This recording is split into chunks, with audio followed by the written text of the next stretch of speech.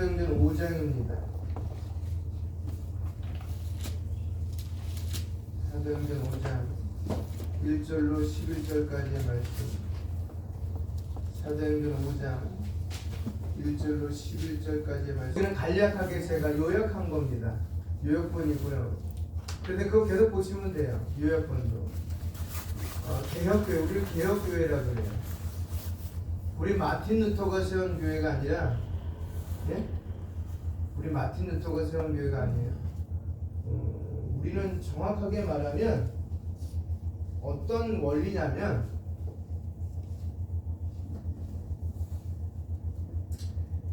우리는 유대교에서 나왔어요.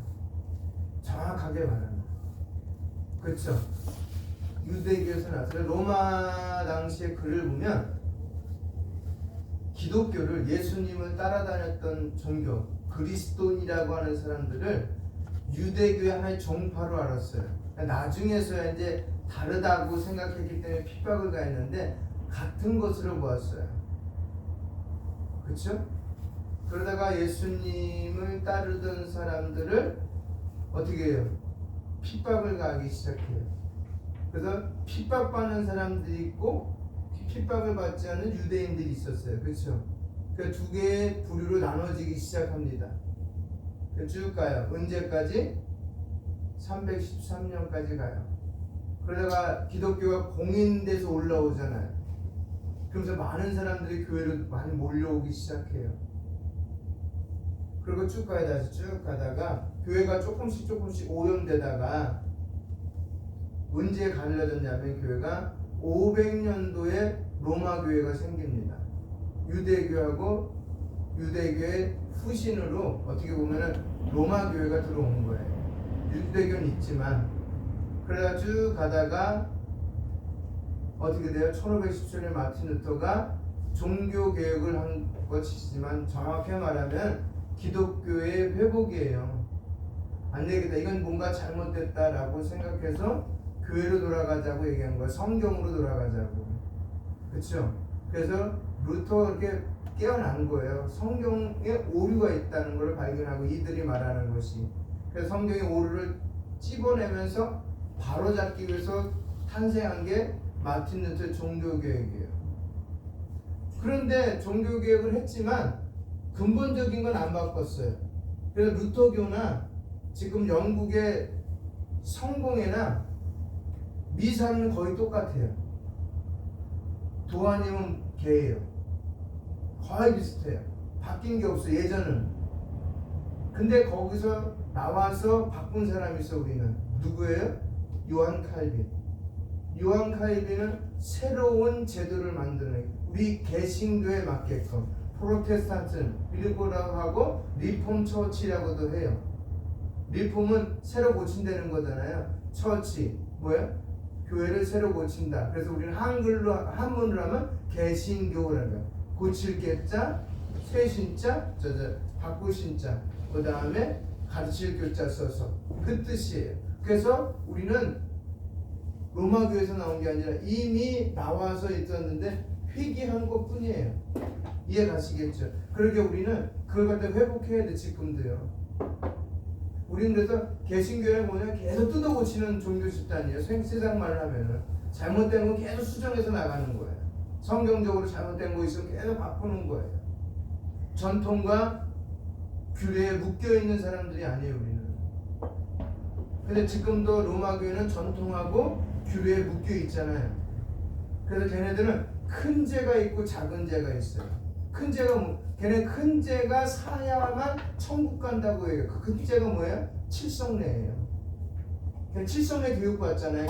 저기 로마 교회 입교하면 7가지의 종부성, 마지막 종부성자지만, 그죠? 입교식부터 해서 마지막까지 그것을 다 지켜야만 천국 간다고 얘기해요. 근데 우리 그럴 필요 없잖아요. 그거 안 지켜도 돼요.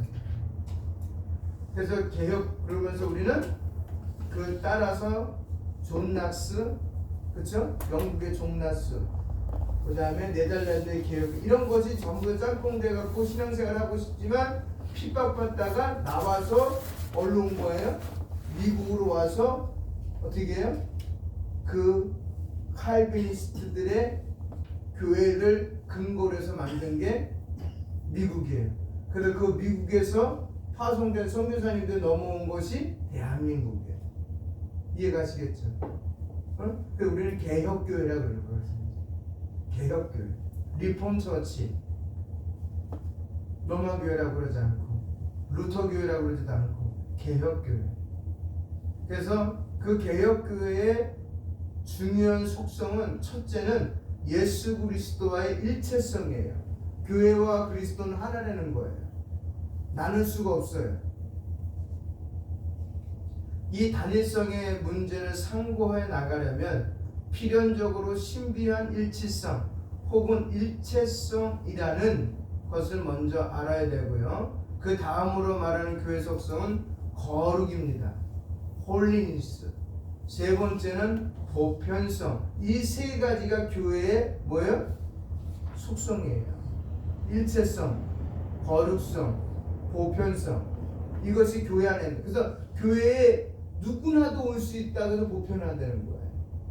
뭐 제도 때문에 못 들어오고 뭐 때문에 못 들어오는 게 없어요. 할아버지, 할머니, 어린 아이, 그 다음에 거렁뱅이, 그 다음에 문둥병 환자, 그 다음에 누구나 할 것도 다 들어서 같이 예배 드릴 수 있었다는 거예요. 그것이 기독교가 갖고 있는 보편성인데 그 보편성을 하나로 묶는 게 뭐예요? 그리스도와 교회는 하나라는 거예요.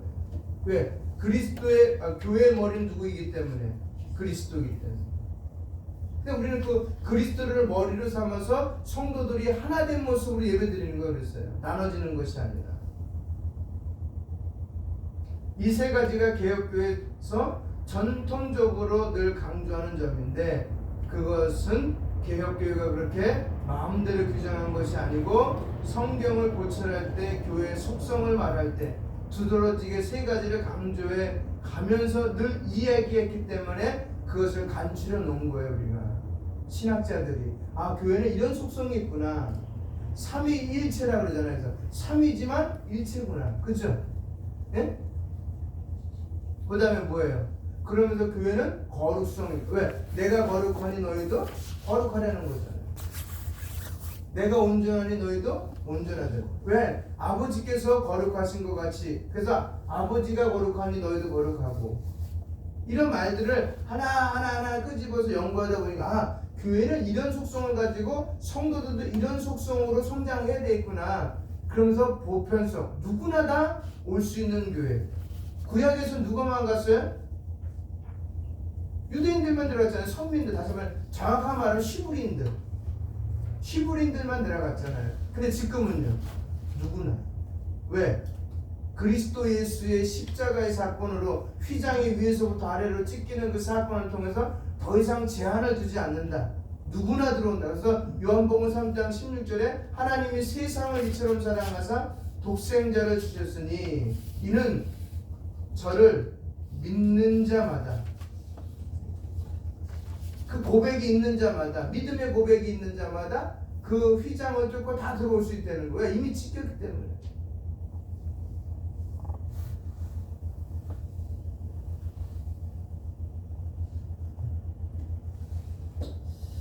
교회라는 것, 그래서 연구할 대상입니다. 교회 본질은 건 뭐예요? 교회 본질.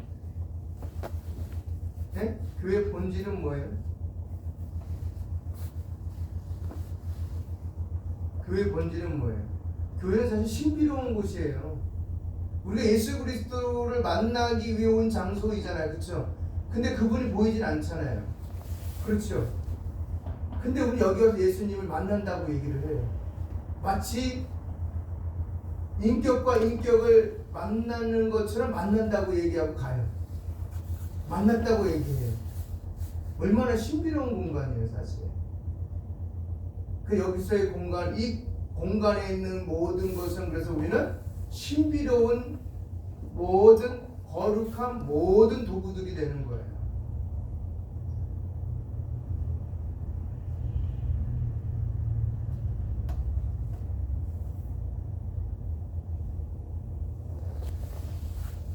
그래서 교회 본질이란 복합적인 성격을 띈 것이므로 간단히 이것이 하나이다.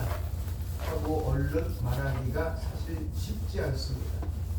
그러므로 교회론이라는 것은 지금도 더욱 연구를 요하고 있습니다.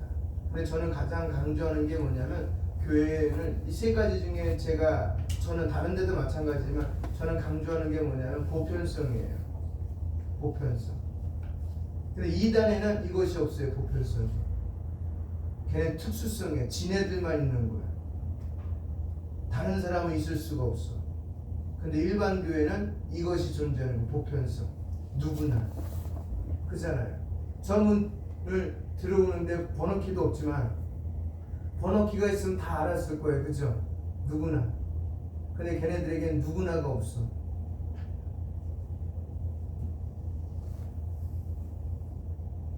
그 역사를 통해서 계속적으로 지금도 연구해 오고 있습니다.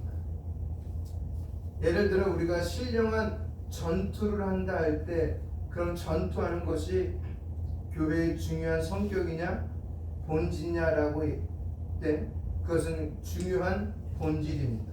그래서 교회를 뭐라고 표현하냐? 전투하는 교회. 누가 많이 쓴 단어예요? 바울이 많이 쓴 거예요.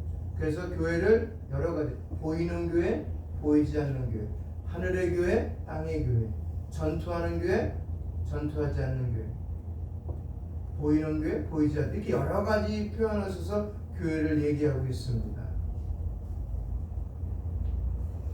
그래서 교회란 끝없이 전투하는 거예요. 어떤 전투요? 영적인 전투.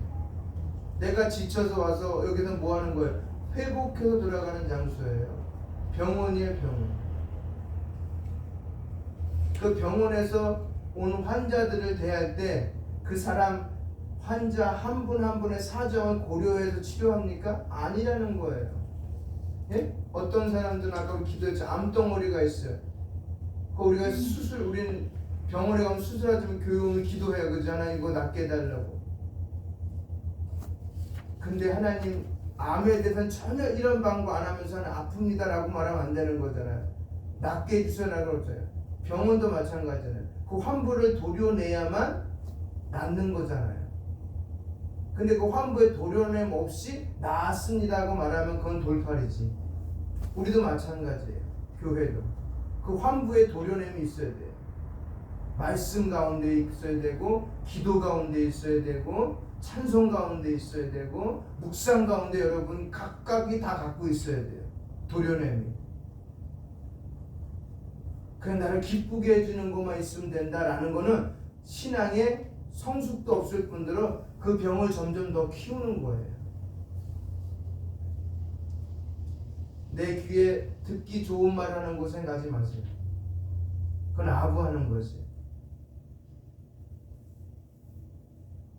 그래서 이 땅에서는 부지런히 전투하고 그 영광스러운 통일의 날에는 우리가 면류관을 받는다는 거예요. 그 전쟁 중에 죽는 사람들 많잖아요. 그걸 우리 순교라고 하지만 그러면 교회라는 그 본질에 있어서 볼 수 있는 것은 볼 수 있는 것인가 볼 수 없는 것인가 엄격한 의미로 말할 때 교회를 잘 볼 수 있다고 말하기가 어렵습니다. 교회는 볼 수 없는 면이 있고 볼 수 있는 면이 있다고 생각하기보다는 교회의 본체는 신비한 것인 까닭에 어떤 조건 아래 움직이는 현상의 세계에서 우리의 감각기관을 통하여 꼬집어서 볼 수 있는 것이 아닌 것을 생각해야 됩니다. 볼 수 있는 게 거의 없어요. 볼 수 없는 사건들이 우리 안에서 교회 안에서 늘 작용하기 때문에 그 수없이 벌어지고 있잖아요. 내적인 갈등을 통해서 교회 왔지만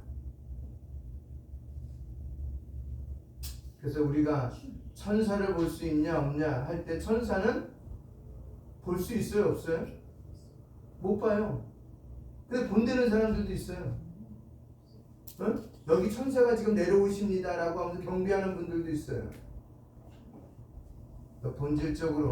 본질적인 교회도 사람의 감각의 대상을 넘어서는 초월적인 것이므로 볼 수 있는 시각 한계 내의 존재라고 말하기 어렵다는 거예요. 그러나 그것은 시각의 한계 내에서도 우리가 어느 정도는 파악할 수 있기에 볼 수 있는 면, 볼 수 없는 면으로 나누기도 합니다. 하지만 과연 교회는 볼 수 없는 면이 있고 볼 수 있는 면이 있느냐 할 때 그렇게 말할 수 있기가 좀 어떻게 애매하다는 겁니다. 이것이 사람의 영혼은 볼 수 없지만 육신은 볼 수 있다는 식이냐 하면 그것 또한 아니라는 거예요. 어떤 것이 정답이라고 교회에서 말하기가 없다는 거예요. 교회는 볼 수 있을 때도 있고 볼 수 없을 때도 있고요. 본질을 가지고 얘기할 때 그 본질이 진짜냐 가짜냐 우리는 판단할 수가 없다는 거예요. 예를 들어 사랑 얘기할 때 그 사랑의 본질을 우리 오전에 설교를 통해서 알겠지만 사랑은 뭐예요? 사랑으로부터 모든 것이 다 시작되는 거잖아요. 근데 그 사랑을 얘기할 때 이거다라고 꼬집어 얘기하기가 힘들다는 거예요. 왜? 너무나도 다양한 견해들을 갖고 있기 때문에. 근데 성경에서 말하는 사랑은 뭐예요? 희생이에요. 성경에서 왜? 그리스도께서 보여준 사랑이 최고의 사랑이기 때문에. 그 최고의 사랑을 어디서 보여주셨어요? 십자가에서. 그것밖에 없는 거예요. 그러니까 그리스도께서 우리에게 너 사랑한다라고 말할 때 그 사랑을 보여주고 싶었어. 근데 그 보여줄 사랑은 죽음밖에 없는 거야. 근데 지금도 그 보여준 사랑에 대해서 미적미적되는 사람들이 많다는 거지. 대표적인 사람 누구였었어요? 토마였었잖아요. 저 시간에 말씀드렸죠, 설교. 토마가 내가 어디에 놓고 해봐야 내가 당신인 줄 알겠습니다 라고 믿게 되는 거잖아요. 지금도 마찬가지. 현장 안에 만나봤어야지. 교회에서 보여줘야지. 그러기 아직도 신앙에 대해서 미적미적거리는 사람들이 많다는 거예요.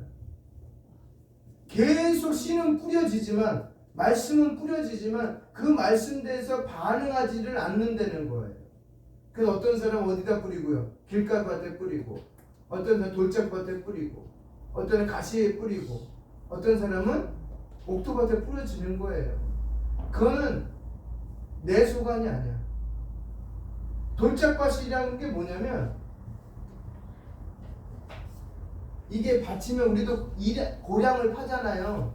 근데 이스라엘은 특징이 뭐냐면 우린 고량을 하면은 돌들을 다 바깥으로 버리잖아요. 근데 이스라엘 백성은 고량을 나누는 기준이 그 빼낸 돌을 옆에다가 세워놔 이렇게. 그래서 그게 고량이 되는, 이게 고량의 기준. 그러니까 한 고량 두 고량의 고중은 돌을 해놔. 그러니까 뿌리다 보니까 어떻게 돼요? 이 쌓아놓은 돌에도 들어간다는 거야. 그럼 자라겠지만 밑에는 흙이 있기 때문에. 그러나 어떻게 해요? 자라다가 만드는 거지. 돌이 그 영양분을 섭취 못하게끔 방해를 하니까. 그리고 주변은 뭐냐면 가시밭이에요. 가시밭. 그걸 일궈서만. 왜? 이스라엘 땅에는 옥토 같은 땅이 그렇게 많지가 않아요. 대부분 다 우리가 말하는 가시밭이 많아요. 주변에. 그걸 갖다가 전부 다 개간을 해서 땅을 만든 것 뿐이에요. 그러니까 주변에도 그러니까 뿌리다 보니까 첫 번째 어떻게 해요? 사람 지나리다 밭에 길에서 떨어지고 돌짝박에도 떨어지고 뿌리다 보니까 주변에 있는 가시밭 멀지도 않지만 날아가서 부러지고 근데 나중에 이게 정말 잘 가꾸는 농부가 가꾸는 옥토밭에서 부러지는 거예요. 이랬을 때의 본질을 얘기하려면 어느 것이 본질이라는 거예요. 길가에 뿌린 사람은 자기 주관대로 얘기할 거 아니에요. 그죠? 이게 본질이라고. 그럼 돌짝밭에 부러진 사람은 돌짝밭이 본질이라고 얘기할 거 아니에요. 가시나무 떨기에 떨어져요. 그것이 본질입니다라고 얘기하는 거예요. 옥토밭에 부러진 사람 그것이 본질이라고 얘기하는 거예요. 그러니까 성경에서 말하는 교회라는 본질은 너무나도 제각각이야. 그렇기 때문에 뭐예요? 일치성을 원하는 거예요. 하나를. 그 하나의 근거가 뭐예요? 성경이에요. 그래서 그 성경 안에 아까 말한 것처럼 일치성, 거룩성, 보편성이 묻어 나와야 돼요. 그래야만 교회가 살아있다는 거예요. 그래서 성도 한 분 한 분들이 그거에 맞게끔 신앙생활을 하지. 그렇지 않겠습니까? 근데 우리는 자꾸만 내 주관대로 신앙생활을 하려고 그래. 아무리 목사가 설교라도 성경 공부를 해도 다 자기 주관, 이미 다 굳었어. 머리가 너무 커졌어. 듣는 게 너무 많아. 그러니까 왜 우리 목사님은 저렇게 설교하지? 왜 저렇게 성경 공부하지? 이분은 이렇게 하는데?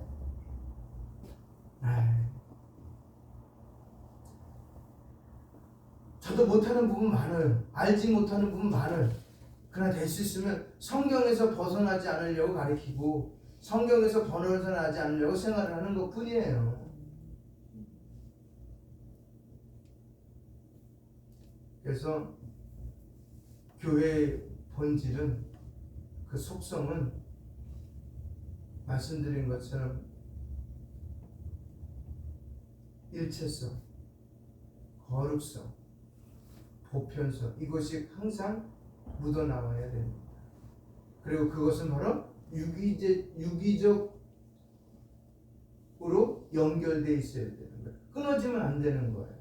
그러니까 민권사님이 계시지만 이미 승혜도 연결되고 우리 수빈이도 연결되고 사모님도 다 연결되어 있다는 거예요. 유기체적으로.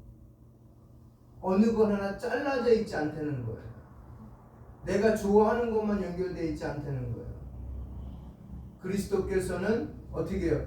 전 세계의 성도들에게 다 뻗쳐 있는 거예요. 그럼 서로 간에 다툼이 있을 수 있고 단절이 있을 수 있지만 그걸 다 안고 가는 거예요. 그래서 우리 고린도 교회에 바울이 편지 쓴 목적이 뭐예요? 너희들 나눠줬지? 나눠줬더니 꼴 좋다, 그거예요. 그러니까 그 나눠진 가운데 교회의 거룩성이 훼손되고 있다는 거지.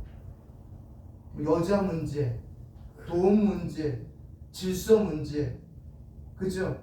그런 것들이 전부 다 드러나는 거야. 하나 됐으면 그게 일어났겠어요? 안 일어나지. 근데 교회가 분열되면 될수록 그런 사건들이 계속 생겨나는 거예요. 사소한 것들이 문제가 되는 거예요. 아무것도 아닌데 사실은.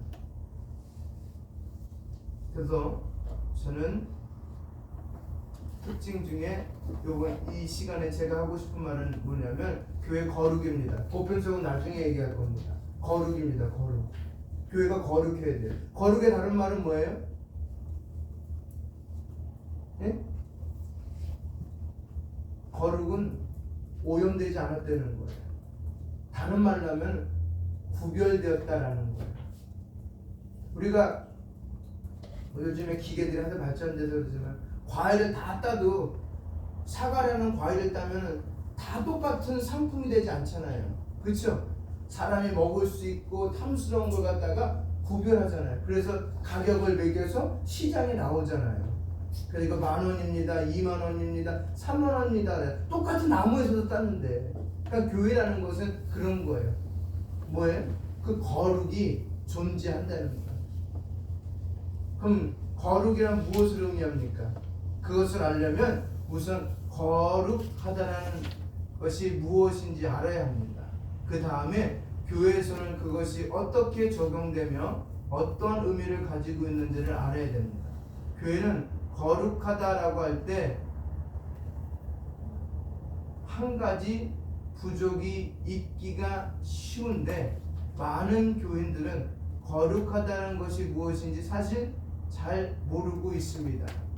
그저 들은 풍월로나 지레 짐작으로 아는 정도입니다. 그것을 명확하게 가르치지 않고도 저조도 알리라고 기대할 수는 없다는 겁니다. 교회에서 같은 말에 대해서 값은 이 생각하고 을은 저 생각하고 병은 다른 생각하고 가르치는 목사는 또 다른 생각을 한다면 이 이야기는 설명되어질 수가 없습니다. 그런 거로 항상 거룩함이 무엇이라고 잘 규명해야 됩니다. 그리고 나서 교회의 그 성격이 적용될 때에 무엇을 의미하는지를 알 수 있다는 겁니다. 우리는 거룩하다는 말을 여러 가지로 사용합니다. 그 사람 참 거룩한 사람이라든지 혹은 어느 때에는 비록 죄 있는 사람이지만 거룩한 무리라고 해서 성도라는 말을 쓰기도 합니다. 주일날을 옛날엔 성일이라고 해서 지금 이 단어 안 써요. 옛날엔 썼는데 성일이라 하기도 하고 하나님께 드린 물건이 있으면 그것을 가리켜 성물이라고 말을 씁니다. 그러니까 거룩하다는 말은 주로 형용하는 말로 두루두루 사용됩니다. 그것이 반드시 인격자에게만 적용되는 것이 아닙니다. 도덕적인 책임을 지지 못하는 것에 대해서도 거룩하다는 말을 쓰는 것입니다. 그런 점에서 거룩하다는 말이 도덕적인 가치를 대변하는 말은 아니라고 생각이 됩니다. 착하다든지 혹은 참되다는 말처럼 도덕적인 책임을 띠고 그 가치를 발휘하는 대상에다 사용하는 것과는 달리 거룩하다는 말은 도덕적인 책임을 질 수 없는 시간이라든지 공간이라든지 물질에도 적용하기 때문입니다. 결국 거룩하다는 것이 무엇이냐가 우리에게는 중요합니다. 교회가 거룩하다라고 할 때 그것이 어떤 의미로 사용되는 것이고 또 거룩함이 적용될 때는 무엇을 나타내는지에 대해서 알아야 합니다. 우리는 예배당을 거룩한 곳이라고 말합니다. 그러면 어떤 장소나 건물을 거룩하다고 할 때 그것은 무엇을 의미합니까? 또 어떤 시간에 대해서 주일은 거룩하다라고 할 때 무슨 뜻이에요? 거룩한 날이란 무엇을 의미하는 것입니까? 그리고 이 거룩이라는 부사도 사용합니다. 주일 성수라고 할 때 주일을 거룩히 지키라는 말이므로 분명히 부사로 쓰인 예입니다. 성화한다, 거룩하게 한다 할 때 그것을 좀 더 구체적으로 따지면 헬라어 말로 이렇게 됩니다. 동사입니다. 하기야죠. 이거 한번 얘기했죠. 성도 얘기할 때 거룩한 물이라고 얘기할 때 제가 하기야죠. 그죠? 기억하실 거예요. 그러면 거룩하게 한다는 것은 또 무엇을 의미하는 것입니까?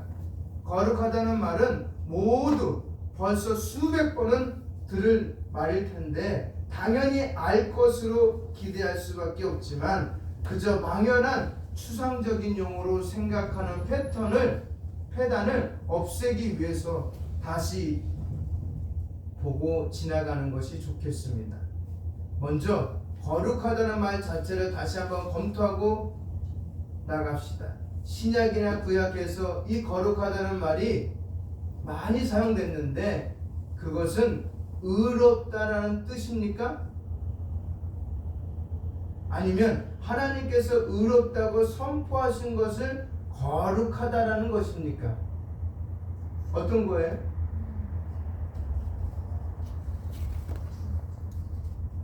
물론 둘 다 아닙니다. 먼저 거룩하다는 말을 사람에게 적용하는 경우는 칭의 혹은 의인 이렇게 말할 때 칭의가 뭔지 아시죠? 의롭게 불렀다라는 거예요. 의인이라는 뜻이 한마디로 말하면 칭의와 비교해서 보자면 거룩하다는 말은 하나님께서 법적인 선포를 통하여 사람의 존재 위에 어떤 새로운 가치를 규정해 주셨다는 그런 의미가 아니에요. 엄격하게 들어가면 거룩하다는 것은 사람의 내부의 생활에서 발견하는 어떤 한 상태를 가리킵니다. 어떤 한 상태. 그래서 칭의가 법적인 용어라면 거룩은 행동이에요. 이해가시겠죠? 칭의는 법적인 용어예요. 다시 말해 교도소에 갇혔는데 교도소에 갇힌 사람은 끄집어내는 거예요. 그러면 너는 죄가 없다고 얘기하는 거예요. 그동안 죄가 있어서 어디 갇혀 있었는데 교도소에 있었는데 어느 날 갑자기 오더니 너 죄 없어 하면서 끄집어 주시는 거예요. 그걸 갖다 칭의라고 하는 거예요. 그 거룩은 행동으로 옮기는 거예요. 말로만 내가 머리에다가 거룩, 성경책 들고 거룩 이것이 아니라 이것을 행동으로 옮기는 거예요. 내가 거룩하다면 오염되지 않고 구별되게. 그래서 믿는 사람은 술과 담배를 안 하는 이유가 그것 중에 하나라고 보시면 되고요. 왜? 거룩의 다른 편이에요. 술, 담배 하지 않는 것이 우리에게 있어서는. 성경에도 술, 담배 하지 말라는 담배는 하지 말라는 내용은 없어요. 술은 있어요. 술은 금하고 가까이 하지 말고 보지도 말라 그랬거든요. 근데 담배 얘기는 없어요. 그렇지만 그리스도인으로서 구별된 모습 속에 행동으로 옮기는 과정 속에 우리에게 금욕적인 모습이 많거든요. 기독교인들에게 하지 말라는 거. 그렇죠? 십계명을 보더라도 그런 모습을 그냥 귀로만 입으로만 가늠하지 말래, 살인하지 말래 이게 아니라 그거를 현장에서 내가 살고 있는 현장에서 실천으로 옮기려는 거죠. 그 대표적인 사람이 누구예요? 요셉이 있잖아요. 요셉이 보디발의 아내의 유혹 가운데도 가늠했어요? 안 했어요? 안 했잖아요. 그걸 옮긴 거예요. 그 옮기는 모습 속에 하나님은 어떻게 해주셨다, 복을 주셨다고 형통하는 복을 주셨다는 거예요. 그리고 나서 요셉이 어떤 마음의 합한사, 모세도 마찬가지고 다윗도 마찬가지고. 그러니까 우리가 하나하나 있는 삶 가운데 뭐가 있어야 돼? 행동이 묻어나는 거룩이 있어야 되는 거예요. 그 안에 거룩한 백성이야. 그걸 끝나면 안 되는 거예요. 예배당 안에서 다 거룩하게 보여요. 근데 이것이 문을 통과해서 바깥에서, 가정을 통과해서 직장에서, 직장을 통과해서 학교에서, 아니면 지하철 안에서 누구를 만나든지 간에 거기 뭐가 묻어나야 되는 거예요? 거룩, 구별된 모습. 술, 담배 왜 못하게? 목사도 할 수 있고요, 장로도 할 수 있고, 권사도 할 수 있고, 다 할 수 있어요. 근데 하나님 나에게 약속하신 거 있잖아요. 너는 뭐다? 거룩하다, 구별됐다라는 거를 그 무리 중에서 알게 하는 거예요. 그럼 어떤 현상이 일어나니까 왕따 당할 수 있고 은따 당할 수 있고 피해 볼 수 있고 다 할 수 있어요. 그러나 그거 당하려는 거 왜? 구별됐기 때문에. 그러니까 쉽게 설명하면 그거예요. 좋은 땅 만들기 위해서 그 좋은 땅 만들기 위해서 그 전에 갖고 있는 흙 가운데 다 구별내서 발라내야 되잖아요. 그렇죠? 그렇죠? 돌도 나무도 그 다음에 식물이 자라는 것에 피해가 가는 건 다 끄집어 버리는 거예요. 근데 농부가 아니야, 이것도 필요한 거 돌도 넣고 그 다음에 피해 주는 것도 넣고 심어요. 자라긴 자라지만은 큰 수확을 열매 맺지 못한다는 거죠. 그걸 다 제거하려는 거예요. 그러면 나에게 피해가 오겠지. 근데 그 피해를 감수하는 게 거룩함이에요. 피해를 감수하는 게 거룩함이에요. 그냥 거룩함에 옷을 입고 있는 거룩한 게 아니라 그거에 대해서 피해를 느끼고 살아가는 거예요. 손가락질을 받는 게 거룩함이에요, 사실. 근데 우리 그런 거 싫어하잖아요. 내가 왜 저 비싼 쌀밥 먹고, 응? 좋은 집에 살고, 너보다 많이 배웠고, 너보다 많이 가졌는데 왜 그런 소리를 들어야 돼, 내가 너한테? 응? 그렇지만 그런 소리 들으려는 거 누구 때문에? 나에게 거룩함을 주신 분 때문에. 그렇잖아요. 그렇게 살라는 거야, 그렇게 살라는 거. 그것이 행동으로 옮겨지지 않으면 우리는 다 어떻게 돼요? 가짜예요. 가짜. 그래서 히브리서를 읽어보면 아시겠지만 특별히 그 믿음장이라 믿음장 말고 믿음장 하나님 교회 11장에 보면은 36명의 사람이 나와요. 그죠? 그리고 이름 없는 사람이 뒤에 나와요. 그죠? 한 27절 이후에 보면 30 몇 절부터 보면은 뭐라고 표현하는지 그 사람은 세상이 감당하기 어려운 사람들이라고요. 이런 사람들은 세상이 감당이 어려워요. 그런 사람들에게 어떨 때는 토굴에다 쳐박고 어떤 때는 짐승이 가지고 있어서 광야에 내보내기도 하고 칼로 베기도 하고 톱으로 쌀기도 하는데 그럼에도 불구하고 그들은 뒤로 물러서지 않았다는 거예요.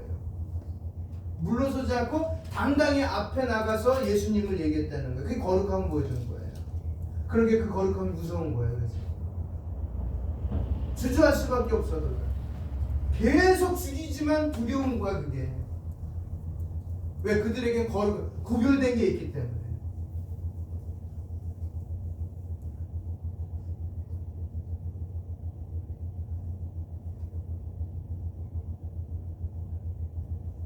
근데 우리는 그 거룩함이 지금 많이 소실됐다는 거. 왜? 내가 그 거룩함의 주인이 되었습니다. 내가 판단하는 거룩함으로 바뀌었기 때문에. 예수 그리스도의 거룩함이 아니라 나의 거룩함으로 바뀌었기 때문에.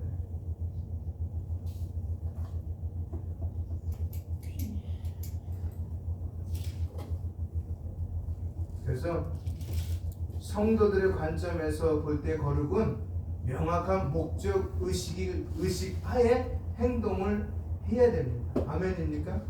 내가 누구인지 정확하게 나의 정체성을 알고 정확한 정체성의 의식을 가지고 행동하는 거예요. 나는 그리스도인이잖아요. 여러분 사도행전 12장에 보면은 안디옥에서 비로소 뭐라는 소리 들었다고요? 그리스도인이라는 소리 들었다고 했잖아요. 그 전에 그리스도인이라고 안 그랬어요. 그러니까 유대교회 한 사람, 예수 따라다니는 사람이라고 그랬어요. 별명이.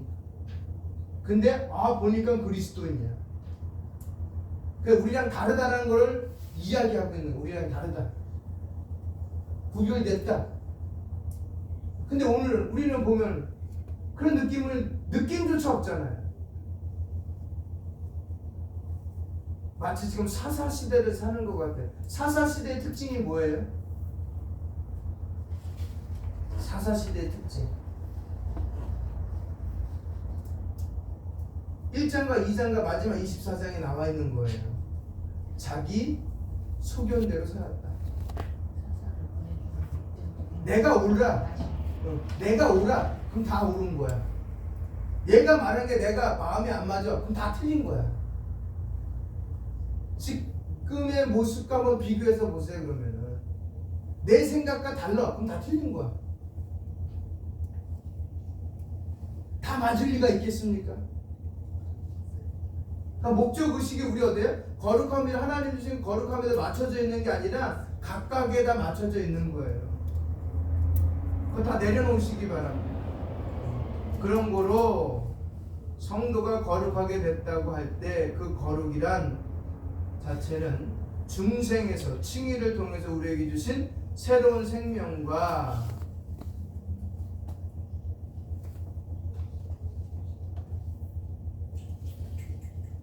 새롭게 고쳐진 나라는 사실에서 나올 뿐 아니라 동시에 그 새로운 생명을 강화하고 더 풍성하게 하고 더 튼튼하게 하는 것이 우리의 목적이 되어야 돼요. 그러니까 중생한 이후의 거룩함은 점점 더 단단해져야 돼요. 바울이 말한 것처럼 고린도 교회 갔더니 야 너네 전에는 단단한 음식을 먹더니 이제는 죽을 먹고 있네. 이 말이 돼? 라고 야단친 거예요. 작년에 단단한 죽을 먹었다면 올해 단단한 음식 먹으면 바울이 얼마나 기뻤을까요? 그렇죠? 그런데 역행하고 있는 거예요. 단단한 음식을 먹을 줄 알았더니 죽에 머물러 있는 거예요. 그럼 안 된다는 거죠. 신앙은 점점 갈수록 단단한 음식을 먹는 사람으로 바뀌어야지. 그러니까 결론은 하나님의 중심으로 점점 생활 패턴이 바뀌어야 된다는 거예요. 그럼 구약에서 말하는 거룩 한번 볼까요? 구약에서 말하는 이제 거룩을 조금 더 구체적으로 보겠습니다. 우리가 신약과 구약에서 많이 사용하는 이 말 앞에서 간단히 얘기해 드렸지만 이제 구약에서 말할 때 거룩하다는 말은 여러 가지 의미로 사용했습니다. 그것들을 종합해 볼 때 구약은 대체로 정결하게 한다, 구별해 가지고 드린다, 봉헌한다 뜻의 말이 그 안에 포함되어 있습니다. 그것을 거룩이란 말로 번역했습니다. 봉헌도 거룩이고요, 드리는 것도 거룩이고요, 구별해 드리는 것도 거룩이고요, 정결하다라는 것도 거룩으로 다 번역이 되어 있어요. 사실상 또 그것이 거룩이란 말로 통용되고 있습니다. 결국 거룩이란 무엇이냐 할 때 따라합니다. 하나님께 구별하여 전체로 드리는 것. 그러니까 구별하여 요것만이 아니라 내가 가진 전체를 드리는 거예요. 그게 거룩이에요. 그래서 행동에서 안 되는 거죠. 그래서 우리 제사 지낼 때 짐승 잡아 드릴 때 거룩한 거 드린다 그러잖아요. 왜? 그렇게 표현하지 않고 흠 없는 거 드리는 게, 흠이 없다는 걸 다른 말은 뭐예요? 그러면 거룩화되는 거. 이해가시겠죠? 표현만 다를 뿐인데 번역은, 그러니까 우리나라 번역할 때 이렇게 다양한 패턴을 써서 번역을 한 거예요. 구별할 때도 거룩이란 단어를 구별했다, 드린다, 네? 이런 단어, 정결하다, 이걸 다 거룩인데 그걸 해석할 때 약간 그 문장에 맞게끔 번역을 그렇게 했다는 거예요. 둘째는 뭐냐? 신성하다라는 뜻을 가지고 있습니다. 이것은 어떤 평가의 위치에서 하는 얘기나 하면 하나님의 거룩하신 속성이란 위치에서 평가할 때 신성하다. 하나님의 기준에서 평가할 때 신성하다. 그것을 평가하는 한 영역에서 영역에 가깝게 구별해서 드린다는 것입니다. 이 말은 해석이 조금 필요합니다. 거룩이란 말이 가지고 있는 내적인 의미는 먼저 하나님을 위해서 그분의 거룩한 속성에 가깝게 드렸다라는 사실입니다. 드린 그것 자체가 어떻다는 얘기가 아니라 하나님 당신의 그 거룩이란 속성에 가깝게 드렸다는 말. 쉬운 말로 하면 하나님께 드리기 위해서 먼저 따로 이것을 떼어놓고 결국 그것을 하나님께 드렸다는 거예요. 우리 대표적인 게 우리 뭐가 있어요? 우리 어르신들이 하는 거 성미. 매일 뛰자. 밥할 때마다 뛰잖아요. 한 숟갈씩. 아니면 이렇게 이걸로 하나씩 뛰잖아요. 밥을 하기 전에 먼저 뛰어서. 그리고 결론 뛰는 건 결론 뭐예요? 하나님께 드리기 위해서. 자, 우리의 삶에 그게 있다는 거예요. 그래서 거룩하다 시브리 어구는 카다시입니다. 거룩. 이 뜻은 새롭다, 번쩍번쩍 빛나다 라는 뜻입니다. 그리고 이 말의 카도시는 다른 말로 하면 끊다, 결단하다 라는 말도 있습니다. 이것은 무슨 의미냐 하면 구별됐다는 것, 나누어 놓았다는 겁니다. 그래서 우리는 흔히 말하는 대로 거룩은 구별해 놓았다라는 말이 더 가깝다는 거예요. 그러니까 여러분이 거룩하게 되었다, 구별되었다, 성도가 되었다. 그럼 뭐예요? 그럼 뭐예요? 그러면 절단되었다는 거. 어디서로부터? 애굽으로부터 절단되었다는 거. 세상으로부터 절단되었다는 거예요. 나눠졌다는 거예요. 더 이상 하나가 될 수 없다는 거예요. 근데 우리 자꾸만 하나가 되려고 노력할 때가 더 많아요. 왜? 그게 좋으니까. 사람 보기에도 좋잖아요. 근데 하나님은 사람 보기 좋은 걸 원하지 않으세요. 누가 보기 좋은 걸 원하시는 거예요? 하나님 보시기에 좋은 걸 원해요. 그래서 고린도 교회 편지 쓸 때 내가 하나님과 베리아를 겸하여 섬길 수 있다 없다? 없다. 근데 우리 잠깐 겸하여 섬기려고 해요. 세상의 신과 하나님의 신을 겸하여 섬길 때가 많아요. 근데 그걸 하지 말라고 자르려는 거. 그게 거룩이라고 하는 거예요. 그러니까 우리는 성경에서 말하는 거룩을 얘기할 때 신약과 구약의 공통적인 특징은 구별해서 놓았다, 절단해서 놓았다라는 거예요. 거기다 내가 신앙을 맞춰서 해석을 해줘야 돼요. 아무리 좋게 보여도 하나님이 잘라놓은 거야. 보지마 하면 안 보면 되는 거야. 예를 들어 그거야. 선과 악을 낳는 나무가 있고 영생하는 나무가 있어. 잘라놓은 거잖아요. 그렇죠? 그럼 우리는 뭐만 보면 되는 거예요, 사실요. 영생하는 나무만 보면 되는 거예요. 근데 뭐를 본 거예요? 선과 악을 알게 하는 나무를 봐서. 누가? 하와가.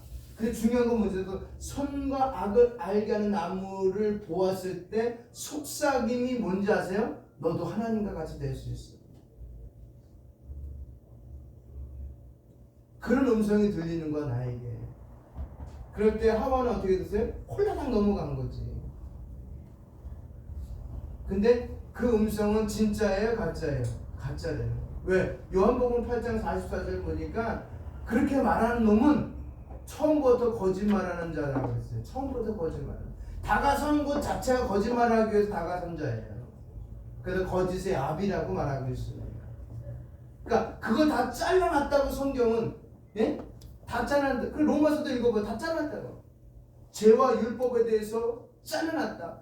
복음과 죄에 대해서 잘라놨다. 다 잘라놨다고 얘기하고 있잖아요. 근데 우리는 계속 붙이려고 노력을 하고 있어. 그래서 에베소서 2장에도 너희가 전에는 그들과 하나였다. 붙어 있었다. 근데 이제는 내가 잘라놨다. 그렇잖아요. 베드로가 쓴 베드로전서에도 거룩한 백성으로 잘라놨다. 거룩한, 이제 이해 가시겠죠. 절단시켜놨다. 어떤 백성으로? 거룩한 백성으로 절단시켜놨다. 이유는 뭐냐? 나의 영광을 드러내기 위해서 잘라놨다라고 얘기하고 있는 거죠. 이것을 통하여 하나님 받으시라고, 이것을 통해 영광받아 구별됐습니다, 절단되는데 우리 그거 싫다는 거지. 이거 절단하면 가치가 떨어진다고 인간적으로 붙어나고 마치두고. 사울이 아말렉과의 전투에서 뭐라 그랬어요? 죽이라 그랬어, 살리라 그랬어요? 다 죽이라 그랬어요. 근데 사울의 생각은 어땠어요? 아, 저 짐승은 깨끗해. 누구 기준에? 인간적이죠. 하나님한테 제사 드린다. 그렇죠. 사울의 기준에는 깨끗하게 보이는 거예요. 흠없이 보이는 거예요. 근데 하나님의 기준에는 다 오염된 것들이에요. 그래서 풀한 고기까지 뭐라 그래요? 전부 다 소멸시켜라. 잘라버리라는 거예요. 인간의 눈으로 보면 다 아름답게 보이지 아름다운 게 어디 있어요. 그래서 하나님이 사울을 어떻게 했다고요? 그때 완전히 내쳐버리잖아요.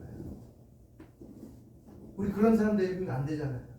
그래서 그 내용도 나와서 히브리서 읽어보면 뭐라고 나와요? 고린도 후서에 나와요. 고린도서 뭐라고 나와요? 잠시 잠깐 마귀에게 우리 영혼을 넘긴다 그랬어요. 이 땅에 있을 때. 마지막 날 내가 너를 데려갈 때 부끄러운 구원받게 하죠. 구원받게 해주는 게 어디겠지만 이 땅에서 그거 역할을 못하면 부끄러운 삶을 살게 해주겠다는 거예요. 어땠어요? 여러분 다 자르셨어요? 예? 뭐 A4 용지 하나도 돼 있지만 읽어보시면 아실 거예요. 저는 이렇게 해서 거룩은 교회 안에서 자르면 다 잘라야 돼. 죄와 잘라야 돼. 그래서 그거는 전부 다 시궁창에 던져버려야 돼. 더 이상 갖고 오지 마세요. 바울이 말했죠. 내가 그거를 뭐와 같이 여겼다고요? 배설물과 같이 여기면 더 이상 뒤돌아보면 안 돼요. 아깝다고 끄집어내서 다시 집어넣을 수는 없잖아요. 그렇죠? 그게 진짜 그리스도인들이에요. 그러니까 초대교회 성도들 보면 우리나라뿐만 아니라 성경에 나온 초대교회에서는 두 번 다시 뒤돌아보지 않았어요. 근데도 불구하고 돌아본 사람들이 많아요. 성경에 보면 인물들 많아요. 그래서 돌아갔다. 나중에 마가 요한만 남았다. 누구만 남았다. 야고. 그래서 나온 게 편지 서신 쓸 때마다 바울이 뒤에다 뭐라고? 인사말에다 넣은 거야. 누구에게 문안하라고 해. 나머지 있는 사람 그것밖에 없다는 거야 이제는. 그 수많은 사람들이. 그러니까 구원받은 사람은 얼마 안 돼요. 오늘날도 마찬가지예요. 정말 절단되지 않으면 구원은 나와는 짝할 수가 없어요. 나만 그냥 혼자 짝사랑하는 거예요. 하나님. 나만 혼자 나는 믿고 있구나 라는 착각 속에서 예배당 나오고 헌금하고 헌신하고 직분 받아서 생활하다가 죽으니까 현신의 권사님이 죽었었어요. 근데 하나님 앞에 갔는데 예수님이 앞에서 기다리고 계시길래 너무 기뻐서, 그죠? 자기 여태까지 예수님이 이를 위해서 일한 거잖아요. 막 달려가서 안아갖고 예수님 저 현신에 왔어요 그랬더니 고개를 젓더래. 너 누구냐고. 기겁을 했대요. 저 예수님의 이름으로 귀신도 내쫓아잡고 암병도 낫게 하고 여러 가지 일 하지 않았습니까? 현신애입니다. 그랬더니 현신애가 누군데? 그래서 물어봤대. 조용기 목사님 아니야. 걔가 누구냐고. 그래서 거기서 잠에서 깨어서 죽음에서 일어나서 자기 모든 전자산을 털어서 만든 재단이 북한 선교재단이에요. 북한 선교 훈련을 만든 거예요. 그리고 조용기 목사님은 현실의 고사님이 찾아서 그 얘기했더니 회개하고 만든 게 군포에 있는 엘린 기술을 하는 센터. 그다음 그때 당시에 이제 구로공단에서 근무했던 근로자들을 위해서 만든 기숙사를 만든 거야. 엘린타운을. 근데 한 분은 회개하지 않았다고 그러더라고요. 자기가 갔는데. 하늘산 기도의 원자 이천성 목사님은 야단을 절대 현신의 권사님한테 왜 이 단계 와갖고. 그래서 얼마 후에 중풍 걸려서 쓰러져서 헤매다가 돌아가셨대. 여러분의 그런 게 만약에 앞에 온다면 잘라야 됩니다 그런 약간 말씀을 통해서 오시든지 간에 누구의 길을 입술을 통해서 오시든 어떻게 하시겠습니까? 네? 나는 거룩하다고 생각하고 순결하다고 생각하고 그 다음에 정결하다고 생각했는데 아니라 그러면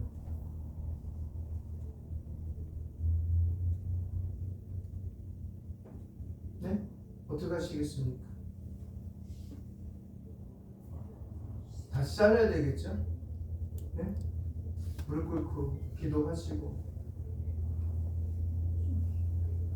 저 구별된 것이 뭐가 있는지를 다 만들어야 돼.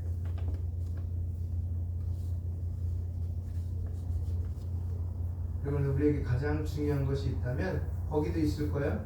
주의를 거룩히 지키는 것. 그리고 생활을 거룩히 행하는 거예요. 이 두 가지가 첫째야 돼요. 근데 율법을 지키려는 얘기가 아니에요. 주의를 거룩히 지킨다는 건 뭐야? 나를 잘라주신 그분께 영향을 공급받기 위해서 나오는 날이에요. 그리고 세상 가운데 살아가는 것은 그 공급받은 영양분을 가지고 세상 속에서 거룩을 보여주는 거예요. 그냥 이거 사면 이렇게 물건 살 때 이것만 주지 않잖아요. 포장해서 주잖아요, 그죠? 포장만 갖고 다니는 거 아니에요. 우리가 정말 필요한 건 뭐예요? 그 안에 있는 이 컵이 필요한 거, 물 먹기 위해서. 종이로 포장된 포장지가 중요한 거니까 버리면 되는 거예요. 근데 우리 자꾸 그 포장지에다가 정신없이 취장하면서 살아가고 있는 거예요. 오늘은 여기다가 빨간색, 내일은 여기다 파란색, 여기는 내일은 노란색. 멋있죠? 멋있지. 근데 뜯어봤더니 아무것도 없어. 개털이야. 아무 데잖아요. 정말 중요한 건 아무것도 없을지라도 컵이 있다면 물을 마실 수 있는 거예요. 예? 요란한 사람들 되지 마시고 경건한 사람들 되시기 바라겠습니다. 또 그냥 주의를 지키는 모습을 다시 한번 거기서 조금씩 더 읽어보시면 요약을 해놨으니까 제가 가지고 있는데 요약입니다. 보시면서 거룩에 대해서 나누시면 고맙겠습니다. 네, 주기도문 하시겠습니다.